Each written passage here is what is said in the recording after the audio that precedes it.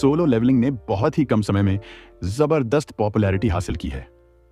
इसने पूरे anime fans को अपनी दुनिया में खींच लिया है। और मानो या ना मानो, जिनवू को सबसे कमजोर से सबसे ताकतवर बनते देखना बहुत ही ज्यादा मजेदार है। लेकिन अगर मैं कहूं कि ऐसे और भी एनीमे हैं जो आपको वही जोश और ताकतवर मेन कैरेक्टर वाली फीलिंग दे सकते हैं, तो चलिए आज हम ऐसे 5 एनीमे की बात करते हैं जो सोलो लेवलिंग जैसे ही हैं। इनमें है दमदार मेन कैरेक्टर, शानदार फाइट्स और वही पावर फैंटेसी जो हम सभी को पसंद है। तो आराम से बैठ जाइए, कुछ खाने का सामान ले आइए और चलिए शुरू करते हैं। 1. The god of high school. Solo leveling की तरह यह भी एक कोरियन मनहवा पर आधारित है। बाद में इसे स्टूडियो मापा ने एनीमे में बदला। यह एनीमे एक 17 साल के लड़के जिन मोरी की कहानी है, जिसे एक बहुत ही खास मार्शल आर्ट्स टूर्नामेंट में हिस्सा लेने बुलाया जाता है। यह टूर्नामेंट कोरिया के सबसे ताकतवर हाई स्कूल स्टूडेंट्स के बीच होता है। जिसे जीत मिलती है उसे कोई भी एक इच्छा पूरी करने का मौका दिया जाता है। इस एनीमे की शुरुआत ही इतनी दमदार है कि आप इसे छोड़ नहीं सकते। इसका म्यूजिक, एनिमेशन और एक्शन सीन्स बहुत ही शानदार हैं। खासतौर पर इसमें दिखाया गया हाथों से लड़ने वाला एक्शन बहुत अच्छा बना है। हाँ, कुछ लोग कह सकते हैं कि इसकी कहानी थोड़ी जल्दी जल्दी चलती है, लेकिन फिर भी यह एनीमे बहुत मजेदार और देखने लायक है। तो अगर आपने सोलो लेवलिंग देखा है और वैसा ही कुछ फिर से देखना चाहते हैं, तो the god of high school एक अच्छा ऑप्शन है। 2. The Kings एवतार। अगर आप गेमिंग पसंद करते हैं और सोलो लेवलिंग के फैन हैं, तो द किंग्स एवतार आपके लिए ही बना है। यह एक चाइनीज एनीमे है जो एक ऑनलाइन गेम ग्लोरी की दुनिया पर आधारित है। मेन कैरेक्टर है ये शिव, जो कि एक बहुत ही प्रोफेशनल प्लेयर होता है। एक दिन उसे मजबूरी में गेम छोड़ना पड़ता है, लेकिन बाद में वह नए नाम से फिर से गेम में वापसी करता है। अब उसका लक्ष्य होता है अपना पुराना रुतबा वापस हासिल करना। इस एनीमे की एनिमेशन बहुत सुंदर और साफ है। 2D और 3D का अच्छा मिश्रण इसमें देखने को मिलता है।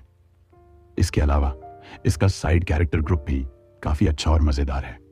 हर एक कैरेक्टर की अपनी पर्सनैलिटी और स्टाइल है। अगर आपको सोलो लेवलिंग में टीम वर्क और ग्रोथ पसंद आई थी, तो द किंग्स एवतार भी आपको बहुत पसंद आएगा। 3. A returner's magic should be special. सोचिए, अगर आपको दोबारा मौका मिले सब कुछ ठीक करने का, तो आप क्या करेंगे?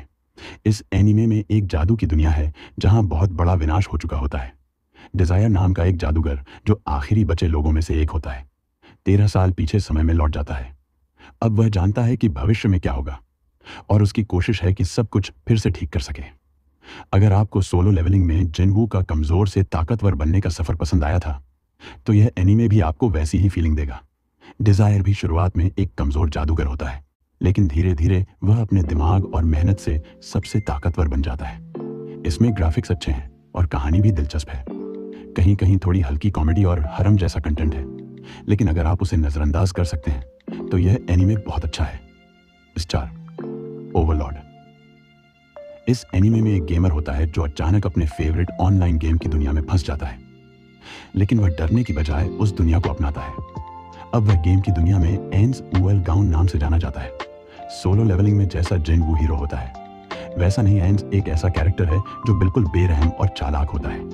वह किसी पर दया नहीं करता और सिर्फ जीतना जानता है। इसमें काफी ज्यादा डार्क और खतरनाक एक्शन सीन है। अगर आप पावरफुल और क्रूर कैरेक्टर देखना पसंद करते हैं, तो ओवरलॉर्ड आपके लिए है। 5. अरिफुरेटा, कम्यून प्लेस टू वर्ल्ड्स स्ट्रेंगेस्ट। यह कहानी एक हाई स्कूल क्लास के बारे में है जो अचानक एक दूसरी दुनिया में चली जाती है। उन सभी को वहां राक्षसों से लड़ने के लिए चुना गया होता है। मेन कैरेक्टर हजमे एक साधारण लड़का होता है जिसे सब नजरअंदाज करते हैं, लेकिन उसके अपने ही क्लासमेट्स और टीचर उसे धोखा दे देते हैं। अब वह अकेला रह जाता है और जान बचाने के लिए खुद को बदलना शुरू करता है। धीरे धीरे वह एक कमजोर लड़के से एक ताकतवर योद्धा बन जाता है जिसे कोई हरा नहीं सकता। इस एनीमे में बहुत सारी एक्शन, इमोशन और थोड़ी सी हरम भी है। कभी कभी इसकी ग्राफिक्स थोड़ी कमजोर लग सकती है, लेकिन इसकी स्टोरी बहुत तेज और मजेदार है। तो दोस्तों, यही थे 5 एनीमे जो सोलो लेवलिंग जैसे हैं और जिन्हें आप बिल्कुल मिस नहीं कर सकते।